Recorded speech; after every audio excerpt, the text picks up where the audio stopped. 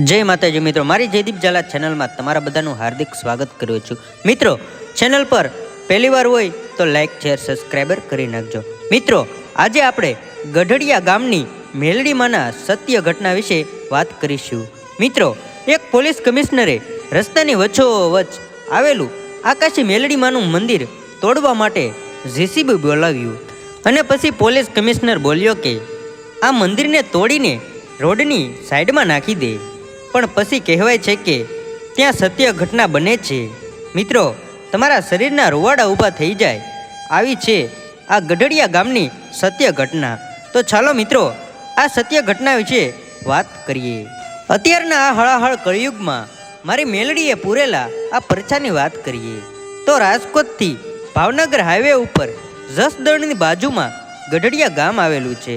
आ गढ़डिया गाम रोडनी वच्चोवच्च एक आकाशी मेलडी मानुं मंदिर आवेलुं छे।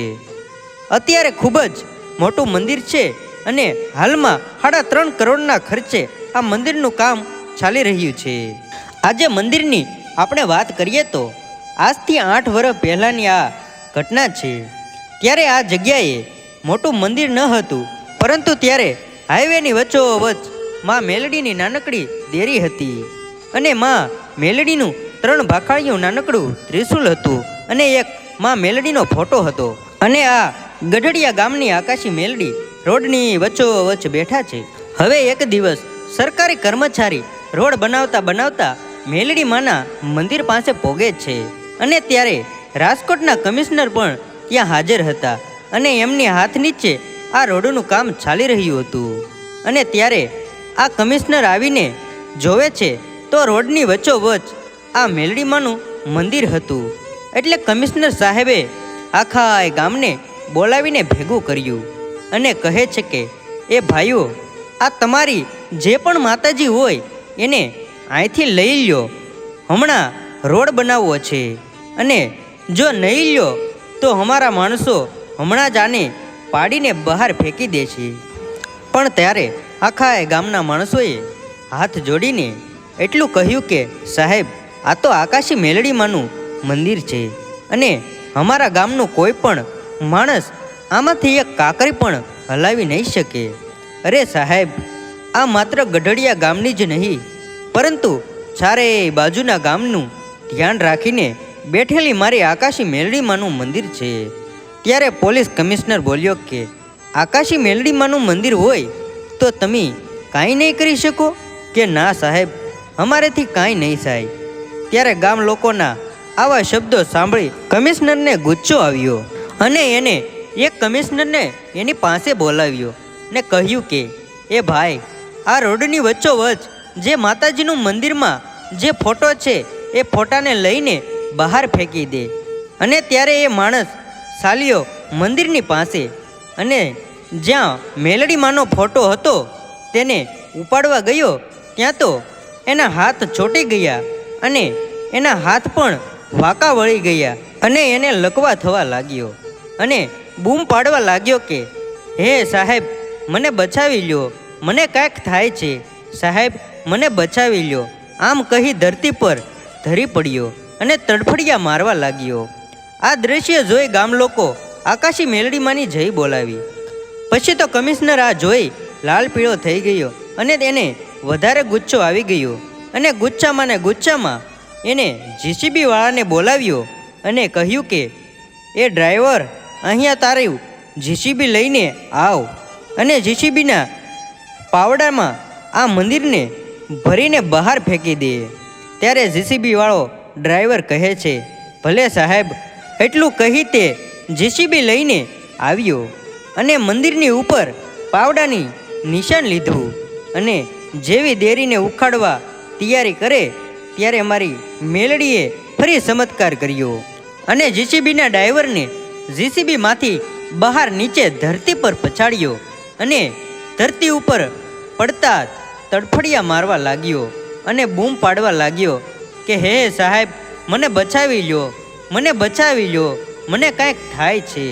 પછી તો આ જોઈ રાજકોટના કમિશનર મૂંઝાયા અને મનમાં વિચાર કરવા લાગ્યા કે આ મંદિરમાં જરૂર કાંઈક છે, એટલે મારા માણસોને આવું થાય છે. કમિશનર આવું વિચાર કરે છે ત્યારે એના ખીચામાં ફોનની રિંગટોન વાગી એટલે એને ફોન ઉપાડ્યો, કાને રાખ્યો ને જોયું તો ફોન એની પત્નીનો હતો. અને પત્નીએ કહ્યું કે સાહેબ, તમે ગઢડીએ કામે ગયા છો? કમિશનર બોલ્યા, ત્યારે શું કામ છે?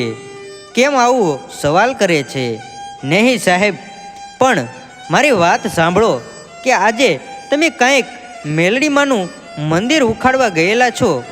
જ્યારે એમની પત્ની એટલા સવાલો બોલીને ત્યારે કમિશનર ત્યાં જ વિચારવા લાગ્યો કે મારી પત્નીને કેવી રીતે ખબર પડી કે હું મંદિર ઉખડવા ગયેલો છું. ત્યારે કમિશનરની પત્ની કહ્યું કે સાહેબ, તમે એ રોડની વચ્ચોવચ્ચ એક નાનકડું મંદિર છે અને આગળ ત્રિશુલ છે અને એની પાસે માં મેલડીનો ફોટો છે. કે હા, એ બધું જ છે, પણ તું આ કેવી રીતે જાણે છે? ત્યારે આ કમિશનરની પત્નીએ એટલું કહ્યું કે સ્વામીનાથ, હું જ્યાં સુધી ત્યાં ન આવું ત્યાં સુધી તમે એ મંદિરની સળી પણ હલાવતા નહીં.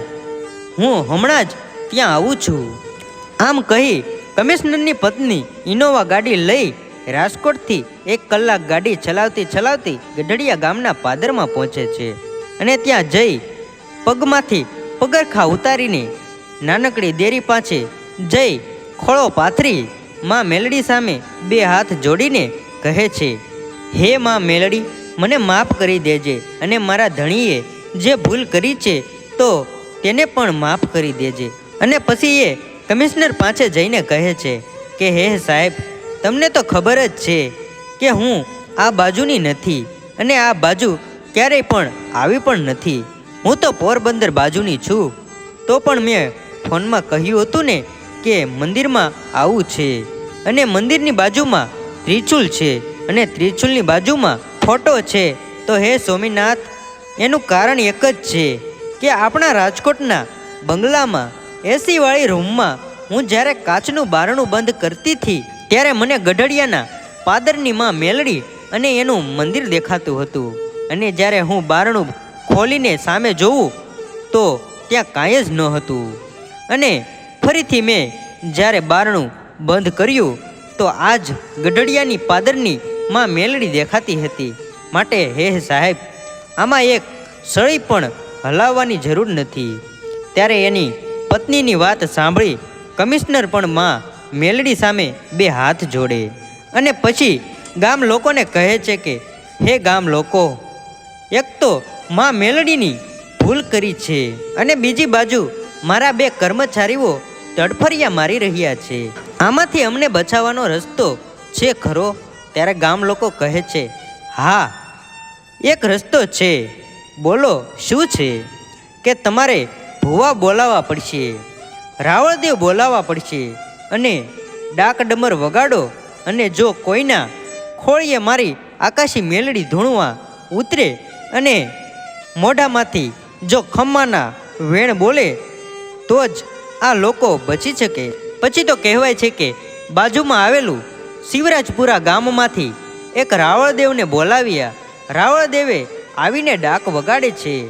ત્યારે રોડની વચ્ચોવચ્ચ મારી મેલડીની સભા જામી છે અને એ ગઢડિયા ગામના પાદરમાં 800 જેટલા લોકોનું ટોળું જામ્યું છે. રાવળદેવ કાળેલા રાગથી માં મેલડીનું આહવાન કરે છે. ત્યારે કહેવાય છે કે બરોબર બપોરનું ટાણું થયેલું હતું અને એવા ટાણે ગઢડિયા ગામની સ્કૂલમાંથી છોકરાઓ છૂટે છે અને એ છોકરાઓ ગામના પાદરમાં 800 માણસોનું ટોળું ભાડ્યું. એટલે એક છોકરાને ઘટના શું બની છે તે જોવા માટે ટોળાની વચ્ચોવચ્ચથી આગળ આવીને ઊભો રહે છે. અને ત્યારે બાજુમાં એક બાઈ ઊભી છે અને એના ખોળામાં એક 8 મહિનાનું બાળક છે. એ બાઈ માતાજીના મંદિરની સામે જઈ કહ્યું કે હે માં મેલડી, એક માણસનો હાથ છોટી ગયો છે અને બીજો જે જીસીબીનો ડ્રાઈવર હતો એ તડફડિયા મારી રહ્યો છે. હે માં મેલડી, જો આ 2 માણસો મરી જશે તો તને જીવનભર કાળું કલંક લાગશે. હે માં મેલડી, હવે દયા કર, ખમૈયા કર અને જ્યાં સુધી તું દયા નહીં કરે ત્યાં સુધી હું આકાશી મેલડી તારા સોગંદ ખાઈને કહું છું કે મારા દીકરાને ત્યાં સુધી તનપાન નહીં કરાવું. એટલું જ કહેતા રોડની વચ્ચોવચ બેઠેલી મારી આકાશી મેલડી સાંભળ્યું અને સ્કૂલમાંથી આવેલા 8મા ધોરણમાં ભણતા છોકરાના શરીરમાં માં મેલડીએ પ્રવેશ કર્યો અને એ છોકરો ધૂણવા લાગ્યો. ત્યારે કમિશનરે પૂછ્યું કે તમે કોણ ધૂણો છો? ત્યારે બાળક બોલ્યો કે હે કમિશનર, હું બાળક નથી બોલતો, પણ હું ગઢડિયા ગામના પાદરમાં બેઠેલી મેલડી બોલું છું. હે કમિશનર, જ્યારે મારી મેલડીનું મંડાળ માંડ્યું હોય તો પછી ઈશ્વરની પણ તાકાત નથી કે એને ઉખાડી શકે, અને તું મારી મેલડીની દેરીને ઉખાડવા આવ્યો છે? ત્યારે કમિશનર 2 હાથ જોડી, હે મારી ભૂલ થઈ ગઈ, મને માફ કરી દો, હું હવે આ ભૂલ ક્યારેય નહીં કરું. ત્યારે મેલડી કહે છે કે હે કમિશનર, તને માફ તો કરી, પણ તે મારી મેલડીનો ગુનો કર્યો છે, માટે હવે તો ગઢડિયા નહીં પણ જસદણની બજારમાં સામૈયું લઈ આખા ગામમાં ફર, અને આખા ગામમાં ફરીને પાછો મારા મંદિરે લાવીને ઉતાર, તો તને માફ કરું. પછી તો કહેવાય છે કે કમિશનર જસદણની બજારમાંથી સામૈયું કાઢ્યું અને મંદિરે આવીને 2 હાથ જોડીને માતા મેલડીને કદરી પડે છે કે બોલ માડી, હવે તારા માટે શું કરવું? ત્યારે મારી મેલડી બોલે કે સાંભળ કમિશનર, હવે મને મેલડીને વાલામાં વાલો તાવો છે, તો મેલડીનો 24 કલાકનો તાવો કર, અને તું જીવે કે ના જીવે પણ તારા વંશજોને વર્ષમાં એકવાર માં મેલડીનો તાવો કરવા જરૂર આવવું પડશે.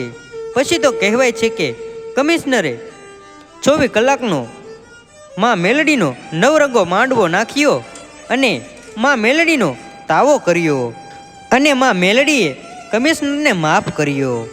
અત્યારે હાલ પણ ગઢડિયા ગામમાં રોડની વચ્ચોવચ માં મેલડીનું મંદિર છે. અત્યારે હાલ 3.5 કરોડના ખર્ચે માં મેલડીનું મોટું મંદિર બની રહ્યું છે. તો મિત્રો, આ હતો ગઢડિયા ગામની મેલડી માનો ઇતિહાસ. તો મિત્રો, તમને આ ઇતિહાસ કેવો લાગ્યો મને કોમેન્ટમાં જણાવજો, અને તમારો કિંમતી સમય આપ્યો તે બદલ તમારા બધાનો આભાર. તો મિત્રો, ચેનલને સબસ્ક્રાઈબર કરી નાખજો અને તમારા મિત્રો સાથે શેર કરવાનું ભૂલશો નહીં. અને મિત્રો, આ વિડીયો ઇન્ટરનેટના માધ્યમથી બનાવેલો છે, કોઈ જાતિ કે ધર્મનો વિરોધ કરવામાં આવ્યો નથી, એની ખાસ નોંધ લેવી. જય માતાજી.